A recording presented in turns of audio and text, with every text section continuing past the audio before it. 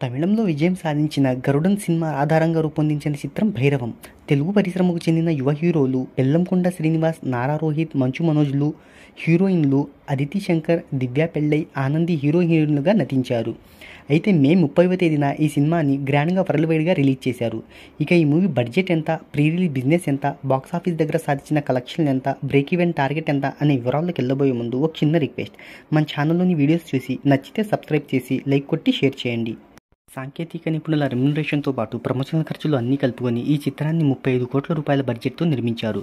ఇక ఈ movie theatrical rights ఒకసారి చూసుకున్నట్టయితే నైజాంలో 6 కోట్లు, సీడెడ్లో 2.5 కోట్లు, ఆంధ్రాలో 7.5 కోట్ల రూపాయలకు జరిగింది. ఇక కర్ణాటక, ఇతర రాష్ట్రాల్లో 1.5 కోట్ల రూపాయలు, ఓవర్సీస్లో 1.5 కోట్ల రూపాయలకు జరిగింది. ఇక ఈ మూవీకి ప్రపంచవ్యాప్తంగా 19 కోట్ల రూపాయల ప్రీ రిలీజ్ బిజినెస్ జరిగింది.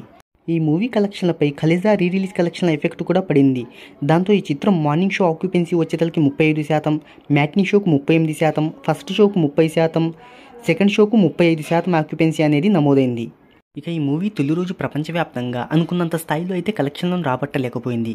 తెలుగు రాష్ట్రాల్లో 2.5 కోట్ల నుంచి 3 కోట్ల మధ్యన, కర్ణాటక, ఇతర రాష్ట్రాల్లో 50 లక్షలు, ఓవర్సీస్లో 50 లక్షల రూపాయలను గ్రాస్ వసూలను రాబట్టే అవకాశం ఉన్నట్టు ట్రేడ్ వర్గాలు చెప్తున్నాయి.